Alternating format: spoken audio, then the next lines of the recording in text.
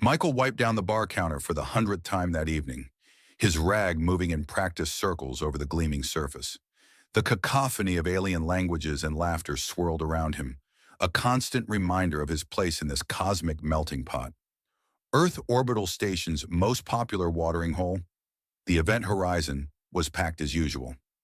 He glanced up at the dome-shaped ceiling, where the blue marble of Earth hung suspended against a backdrop of twinkling stars. It was a view that still took his breath away, even after 3 years of slinging drinks in this tin can. "Hey, Earthling," a gruff voice called out. "Another round of Rigelian firewater." Michael turned to face a table of boisterous Arcturians, their tentacles waving excitedly. "Coming right up, gentlemen," he replied with a practiced smile. As he poured the glowing blue liquid into shot glasses, he couldn't help but wonder how he'd ended up here. Once upon a time, he dreamed of exploring the stars. Now he was lucky if he could afford the shuttle fare back to Earth for a visit. The irony wasn't lost on him. As he delivered the drinks, a commotion near the entrance caught his attention. The crowd parted, revealing a tall, statuesque figure that seemed to command the room's attention without effort. She was clearly not human. Her skin was a deep, mesmerizing shade of violet, smooth and flawless. But it was her eyes that truly captivated. They literally glowed, pulsing with an inner light that seemed to shift between shades of silver and lavender. Michael found himself staring along with every other patron in the bar. The alien woman glided towards the counter, her movements fluid and graceful. As she approached, he noticed the intricate patterns etched into her skin, swirling designs that seemed to shimmer as she moved. "Good evening," she said, her voice carrying a melodic lilt that sent a shiver down Michael's spine. "I'm in need of a particular service. I was told you might be able to assist me." Michael blinked, forcing himself to focus. Sure. What can I get you? We've got drinks from pretty much every corner of the galaxy." The woman's lips curved into an enigmatic smile. "I'm not here for a drink, Michael." He started at the use of his name. "How did you—" "I make it a point to know things," and she interrupted smoothly. "My name is Claire, and I have a proposition for you." Michael's eyes narrowed. In his experience, propositions from mysterious aliens rarely ended well. "Look, I don't know what you've heard, but I'm just a bartender. Whatever you're selling, I'm not interested." Claire leaned in closer, her glowing eyes intense. "What if I told you I could solve all your financial problems with a single job?" Despite himself, Michael felt a flicker of interest. He thought of his mounting debts, the dream of owning his own ship slipping further away with each passing day. "I'm listening," he said cautiously. "I need a husband," Claire stated matter-of-factly. Michael nearly dropped the glass he was holding. "Excuse me?" "Not a real one," she clarified, a hint of amusement in her voice. "I need someone to pretend to be my husband for a diplomatic reception. One night, that's all. In exchange, I'm prepared to offer you a sum that would change your life." She named a figure that made Michael's head spin. It was more money than he'd ever seen in his life, enough to buy his own ship and then some. This has to be a joke," he stammered. Claire's expression remained deadly serious. "I assure you it's not. Do we have a deal?" Michael's mind raced. Every instinct told him this was too good to be true, that there had to be a catch. But the thought of finally escaping this dead-end job, of actually living his dreams— "Why me?" he asked, buying time to think. Claire's eyes scanned the room before settling back on him. "You're human, which suits my purposes. You're also intelligent, adaptable, and not unattractive. Most importantly, you're desperate enough to consider my offer." Michael bristled at her blunt assessment, but he couldn't deny the truth of it. "And if I say no, then I'll find someone else," Claire shrugged. "But I doubt you'll get an opportunity like this again." The rational part of Michael's brain screamed at him to walk away, but a smaller, more reckless voice whispered of adventure, of possibilities. Before he could second-guess himself, he heard himself say, "All right, I'm in." Claire's face lit up with a dazzling smile. "Excellent. We leave in an hour. I suggest you inform your employer and gather any essentials." "An hour?" Michael sputtered. "But I can't just—" "You can and you will," Claire cut him off. "Time is of the essence. I'll explain everything once we're underway." With that, she turned and glided back towards the exit, leaving Michael to wonder what the hell he'd just gotten himself into. An hour later, Michael found himself aboard a sleek, private spacecraft unlike anything he'd ever seen. The interior gleamed with an otherworldly sophistication that made him acutely aware of his shabby bartender's uniform. Claire sat across from him, her posture perfect, hands folded neatly in her lap. "I suppose you have questions," she said. Michael barked out a laugh. "That's an understatement. Let's start with who you really are and why you need a fake husband." Claire's luminous eyes studied him for a moment before she spoke. "I am Princess Claire of the Zayton Empire. Our civilization spans dozens of star systems, and we've long been a stabilizing force in this sector of the galaxy." Michael's jaw dropped. "You're royalty?" "Indeed," Claire nodded. "And therein lies the problem. By ancient tradition, I must marry someone from another species to ascend to the throne. It's meant to foster diplomatic ties and genetic diversity." "Okay," Michael said slowly, trying to process this information. "But why the deception? Can't you just pick someone?" Claire's expression hardened. "Politics is never that simple. There are factions within the Empire who would use my choice to further their own agendas. A political marriage could upset the delicate balance of power." "So you're circumventing the system," Michael realized. "Precisely." Claire's lips quirked into a small smile. "By presenting you as my chosen consort at this reception, I buy myself time and throw my opponents off balance. Once I've secured my position, I can reveal the truth and deal with the consequences from a place of strength." Michael leaned back, his mind reeling. "And where do I fit into all this?" "After the reception, I mean." "You'll be handsomely compensated and free to go your own way," Claire assured him, "though I may call upon you again if the need arises."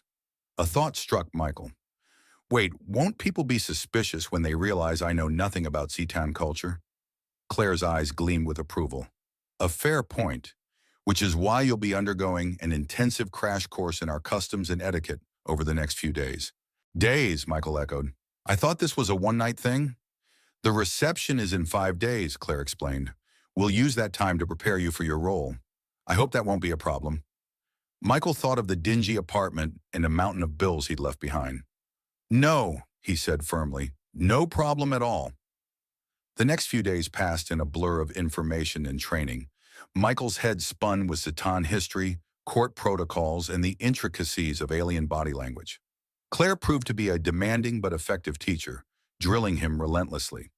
"No, no," she sighed, exasperated. "The formal greeting is performed with the left hand, not the right.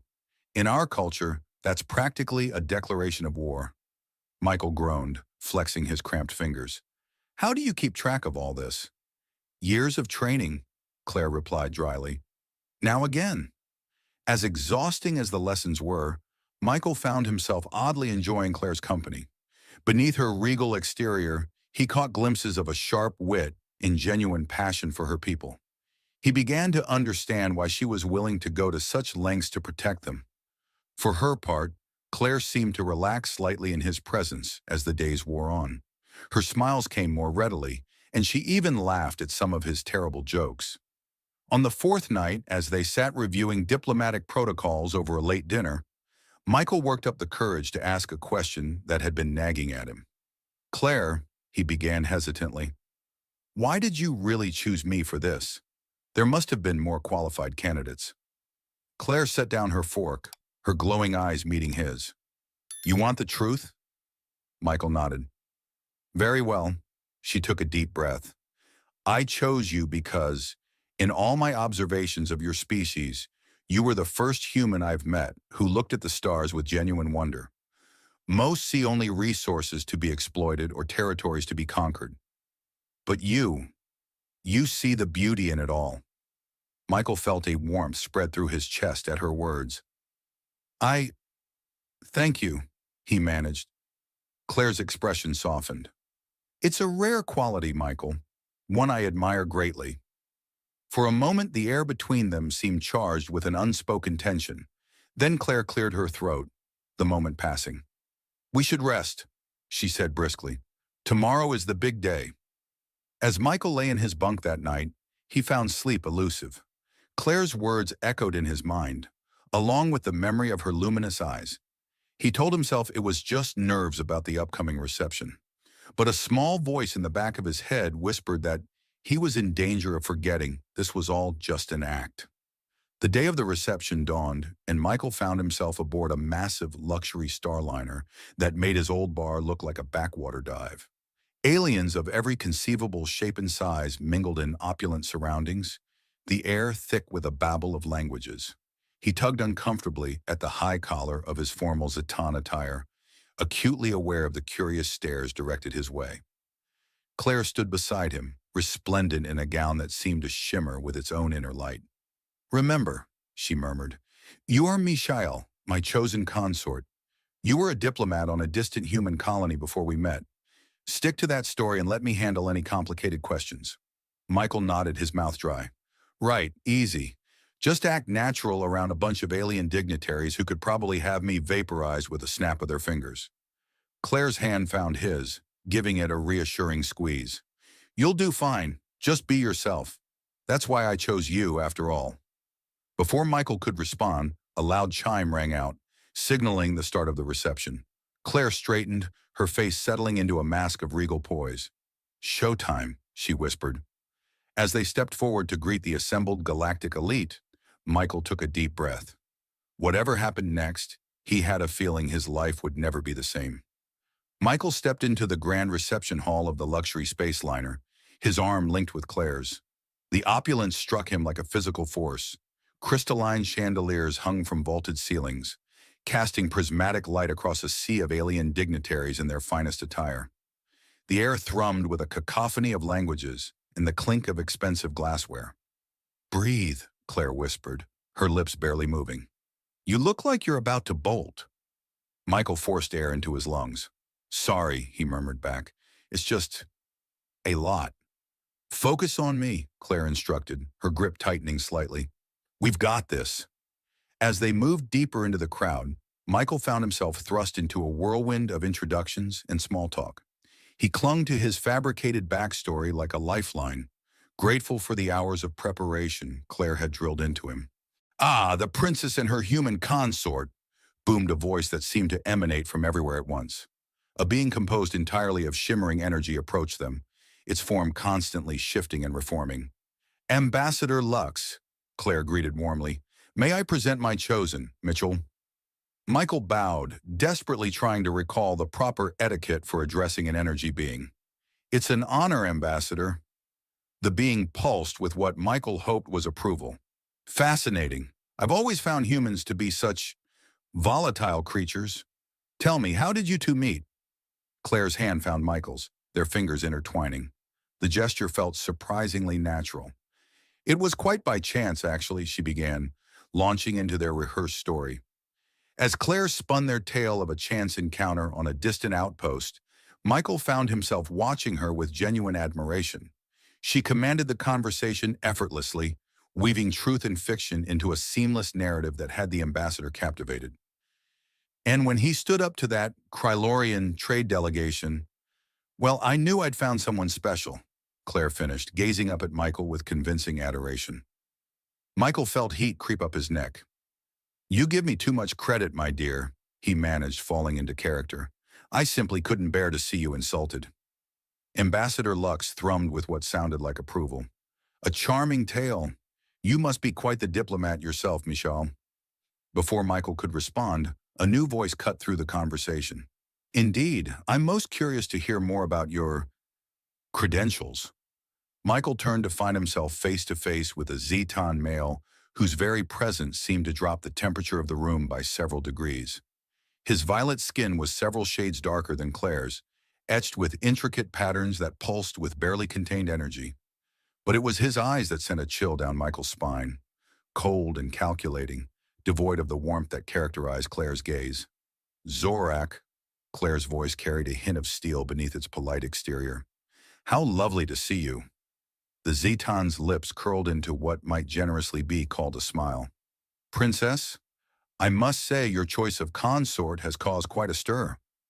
Michael straightened, drawing on every ounce of diplomatic training Claire had instilled in him. "Counselor Zorak, I presume. I've heard much about you." Zorak's eyes narrowed slightly. All good things, I hope? Naturally, Michael replied smoothly, even as warning bells sounded in his head. This was clearly not a being to be trifled with. As the evening wore on, Michael found himself settling into his role with increasing ease. He and Claire moved through the crowd as a unit, their touches and glances becoming more natural with each passing hour.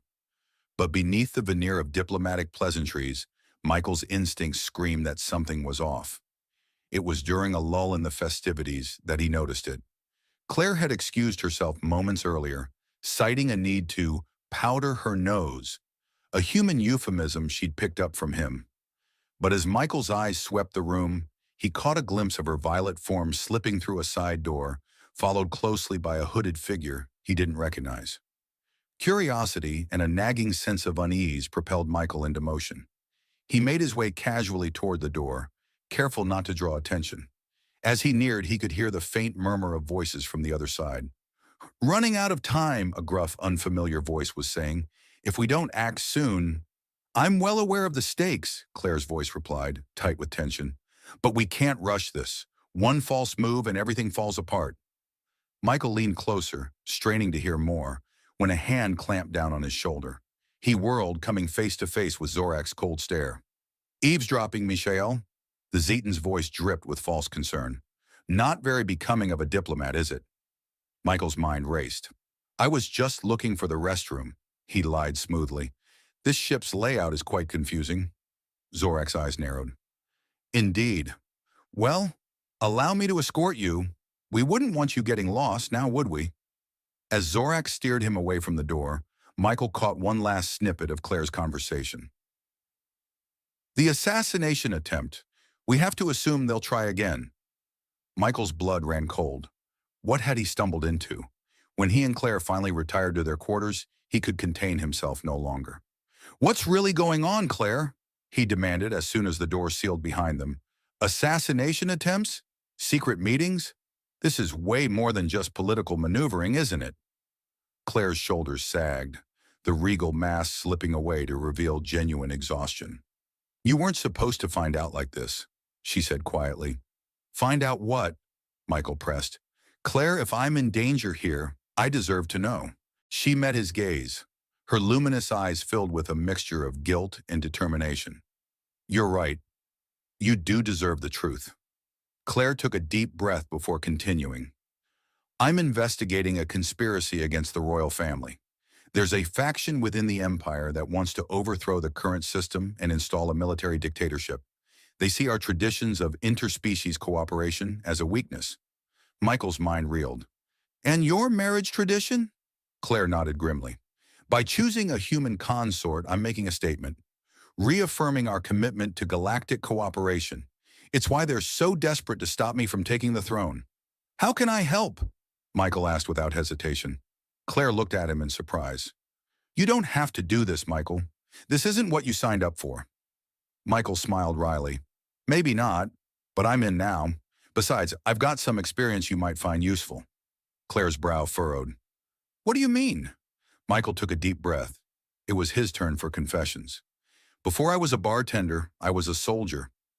Claire's eyes widened. Why didn't you tell me? It's not exactly something I'm proud of, Michael admitted. I left that life behind for a reason. But if it can help keep you safe... The next day, they decided to take a walk along the ship's observation deck to clear their heads and discuss their next move. As they strolled, admiring the vast expanse of stars beyond the reinforced windows, Michael noticed a flicker of movement in his peripheral vision. Get down, he shouted, tackling Claire to the ground just as a volley of energy bolts sizzled through the air where they had been standing. Without thinking, Michael rolled to his feet, grabbing a nearby fire extinguisher. He hurled it at the nearest attacker with deadly accuracy, buying them precious seconds. Claire stared at him in shock. Where did you learn to do that? Michael grimaced as he pulled her behind cover. Remember how I said I used to tend bar? Well, before that, I was a soldier. Special operations. You're full of surprises, Claire remarked, producing a small energy weapon from somewhere in her gown. What followed was a chaotic blur of light and sound. Michael and Claire fought back to back, a deadly dance of precision and power. He was impressed by her combat skills. Clearly, the princess was more than just a political figurehead. As the last attacker fell, Claire turned to Michael, her eyes wide with a mixture of awe and concern. We need to get off this ship. If they've infiltrated security to this extent, nowhere here is safe. Michael nodded grimly. Agreed, but where can we go? Claire's expression hardened with resolve. My home. We need to warn my family about the coup. But, Michael, you should know. If we do this, our ruse will be exposed. There's no going back. Michael took her hand, squeezing it gently. Claire, I'm way past caring about the money or the act. I'm with you. Whatever comes next.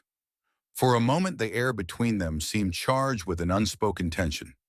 Claire's luminous eyes searched his face, as if seeing him truly for the first time. Michael, she began, but the words were cut off by the shriek of alarms. Intruder alert! All security personnel to level 3. A computerized voice blared over the ship's speakers. We need to move, Michael said urgently, already pulling Claire towards the nearest exit. As they raced through the ship's corridors, dodging panicked passengers and crew members, Michael's mind whirled. How had things escalated so quickly? And more importantly, how were they going to get out of this alive?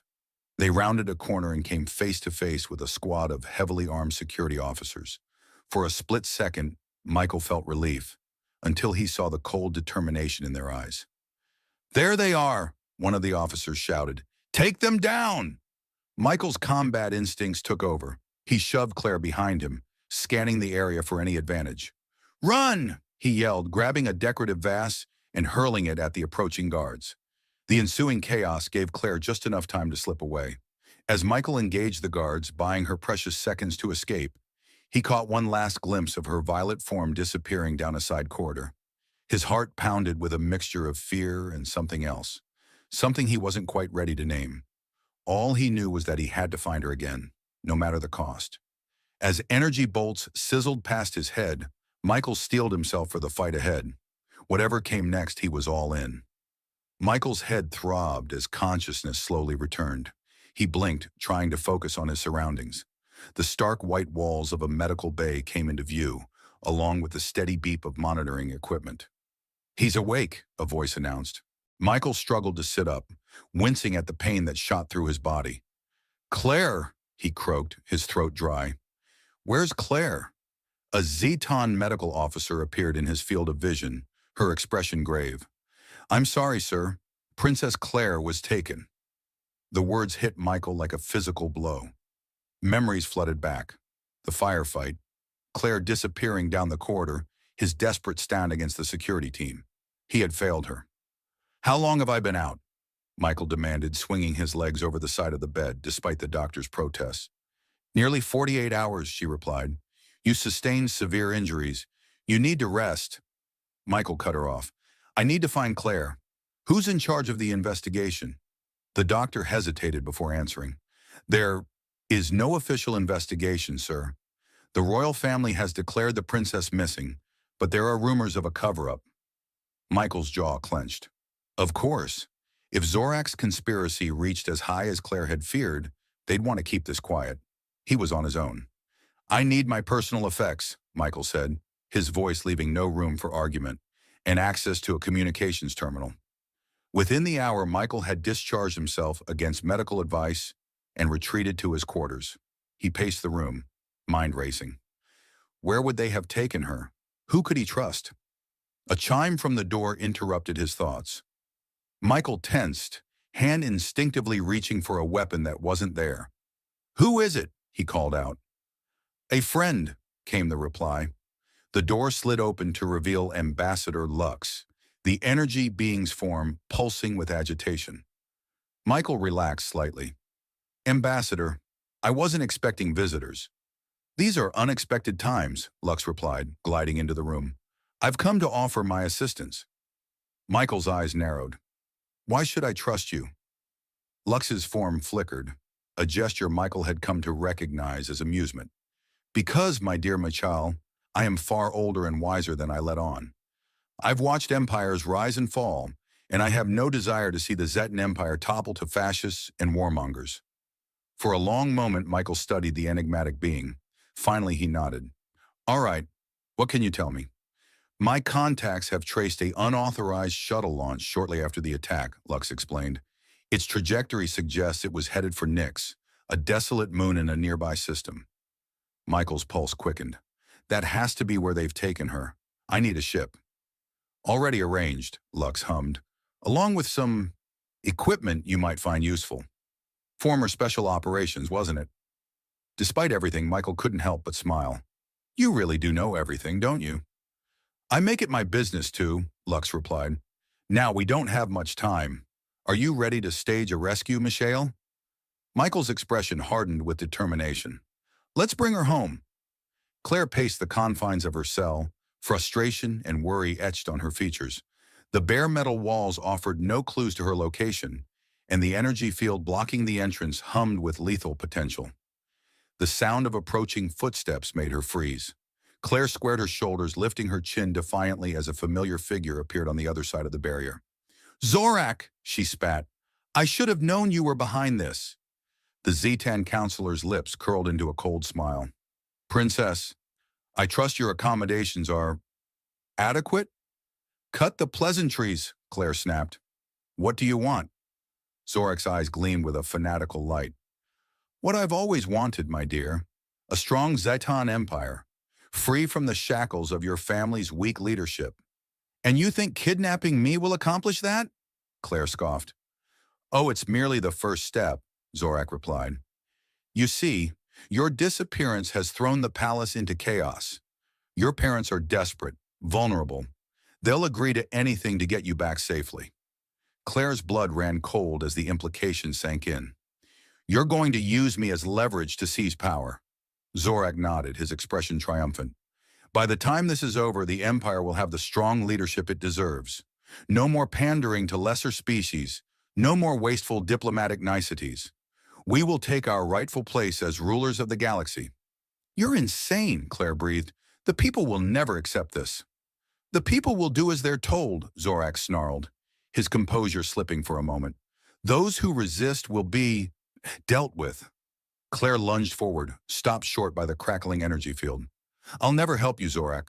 I'll die first. The Zetan's expression hardened. That can be arranged, Princess, but not before you've served your purpose. With that, he turned and strode away, leaving Claire alone with her racing thoughts and growing dread. The sleek shuttle cut through the inky blackness of space, its stealth systems rendering it nearly invisible to sensors. In the pilot's seat, Michael's hands flew over the controls with practiced ease. Approaching Nix, he announced more to himself than his non-corporeal passenger.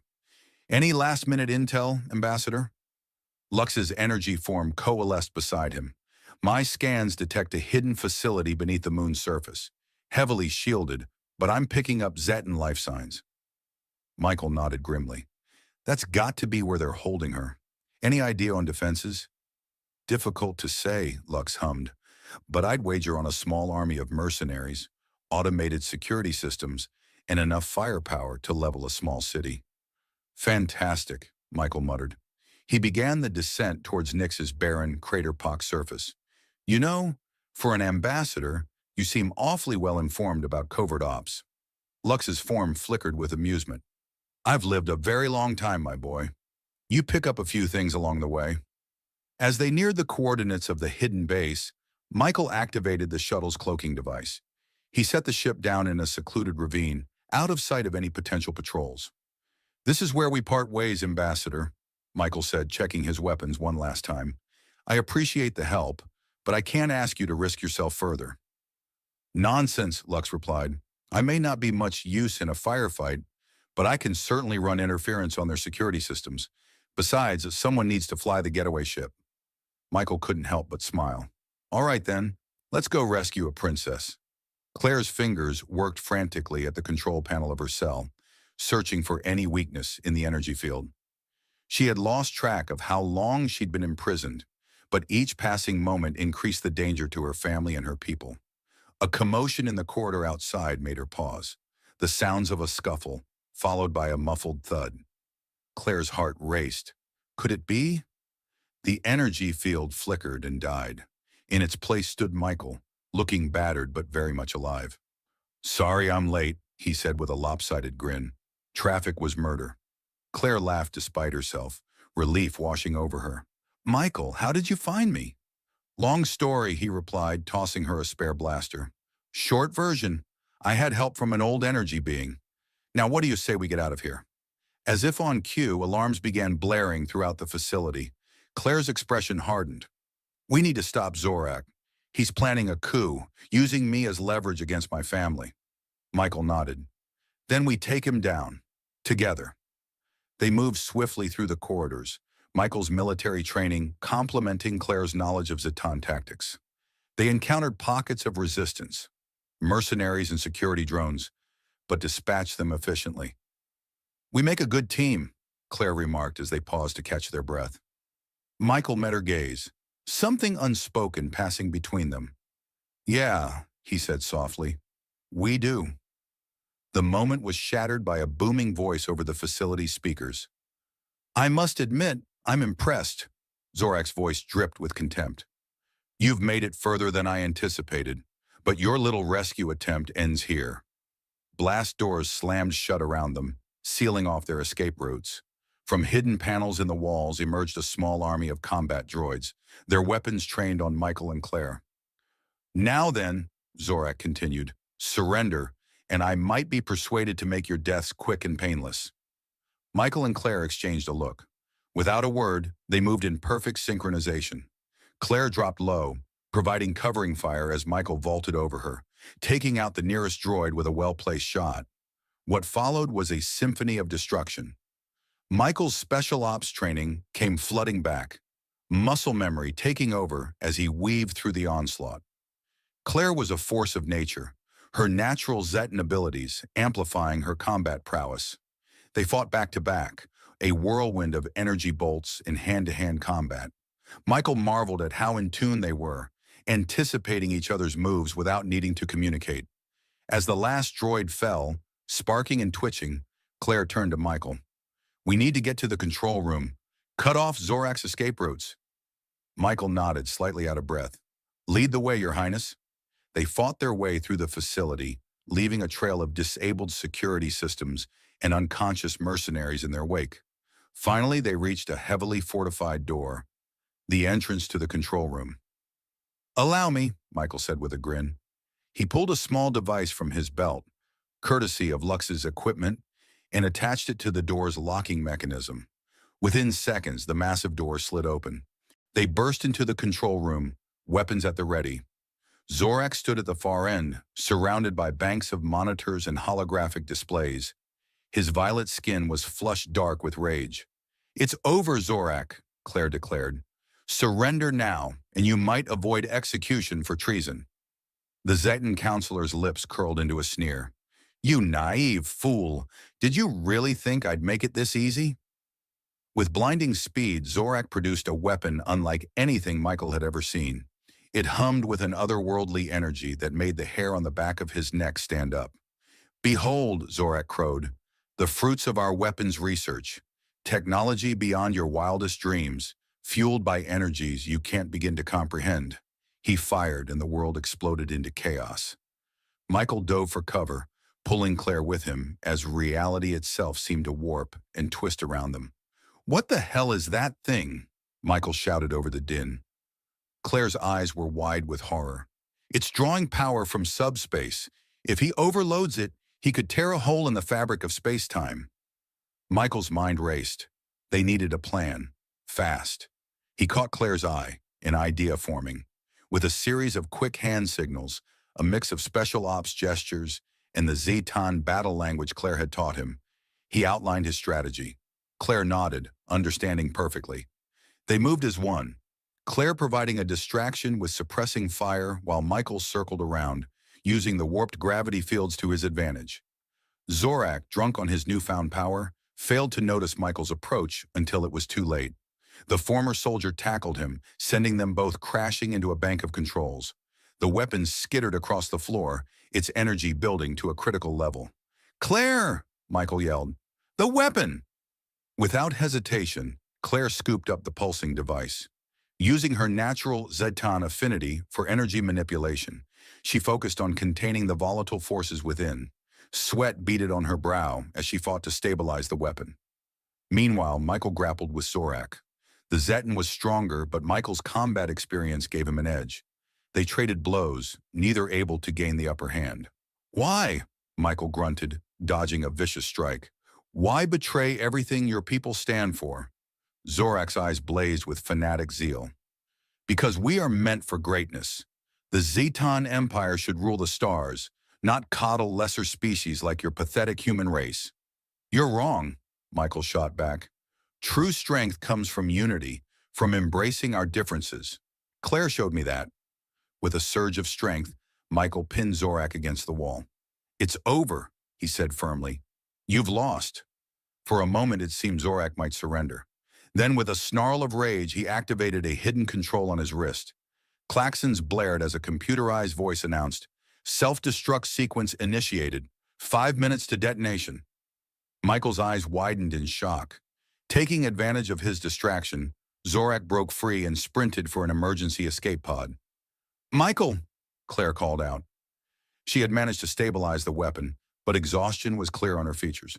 "We need to go, now." He hesitated for a split second, torn between pursuing Zorak and ensuring Claire's safety. In the end, there was no real choice. They raced through the crumbling facility, the countdown echoing in their ears. They reached the hangar bay with less than a minute to spare, diving into the waiting shuttle where Lux's energy form pulsed with anxiety. "Cutting it rather close, aren't we?" the ambassador remarked as Michael took the controls. The shuttle blasted out of the hangar, accelerating hard. Behind them, the hidden moon base erupted in a cataclysmic explosion that lit up the dark side of Nyx. As they escaped the blast radius, Claire slumped in her seat, the adrenaline wearing off. "We did it," she breathed. "It's over." Michael reached out, taking her hand in his. "Yeah," he said softly. "We did." Their eyes met, and in that moment, all the unspoken feelings between them crystallized into something real and tangible. Without a word, they leaned in, their lips meeting in a kiss that spoke volumes. Lux's form flickered discreetly.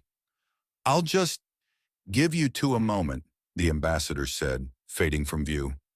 As they broke apart, Michael couldn't help but grin. "So, what happens now, Your Highness?" Claire's expression turned thoughtful. Now we head home. I have a family to confront and an empire to change." The aftermath of their adventure was a whirlwind of political maneuvering and difficult conversations. Claire presented the evidence of Zorak's conspiracy to the Zetan High Council, exposing the rot that had taken hold in parts of the government. In a move that shocked many, she abdicated her claim to the throne. "I can better serve our people as a diplomat," she explained to her stunned parents. "We need to forge stronger bonds with other species, not isolate ourselves out of fear." As for Michael, he found himself at a crossroads. His old life on Earth seemed a distant memory. Yet he wasn't sure where he fit in this new interstellar landscape. It was Claire who provided the answer. "The Zetan Empire could use an official ambassador from Earth," she suggested with a smile. "Someone who understands both our cultures."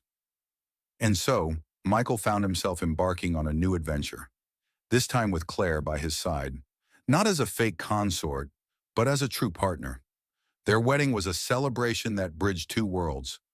Elements of Earth and Zetan culture blended seamlessly, a testament to the unity they hoped to foster throughout the galaxy. As they prepared to depart for their first diplomatic mission together, Michael turned to his new wife. "Ready for our next adventure?" he asked.